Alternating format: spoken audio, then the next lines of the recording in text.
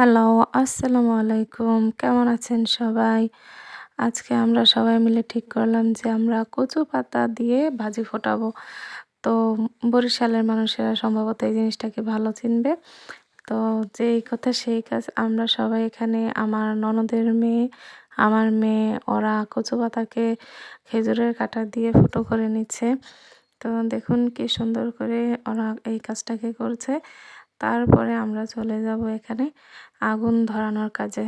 তো নারিকেল গাছের উপরে যে ছালগুলো থাকে আমরা সেগুলোকে কুড়িয়ে বাগান থেকে নিয়ে এসেছি। এগুলো দিয়ে এখানে আগুন ধরানো হচ্ছে। তো আগুন ধরানোর অনেক চেষ্টাই চলছে। আগুনটা ধরানোই যাচ্ছে না। অনেক চেষ্টা করার পরে আগুনটা মূলত ধরছে। তো দেখতে থাকুন কি হয় এরপরে।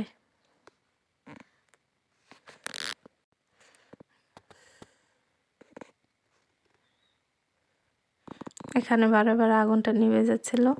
তারপরে অনেক চেষ্টার পরে কিছুক্ষণ পর আগুনটা এমনভাবে ধরেছে, দেখতে থাকুন কিভাবে ধাউ করে আগুনটা জ্বলছে। তারপরে আগুনটাকে আবার নিভিয়ে কচু পাতার ভেতরে ঢোকানো হচ্ছে। আগুনটাকে ঢুকিয়ে এখানে ওরা দড়ি দিয়ে বেঁধে আগুনটাকে ঘোরানো হচ্ছে দড়ি দিয়ে।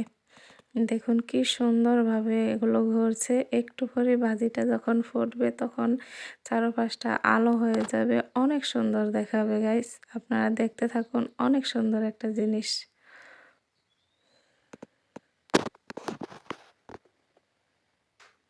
আল্লাহ হাফেজ গাইস।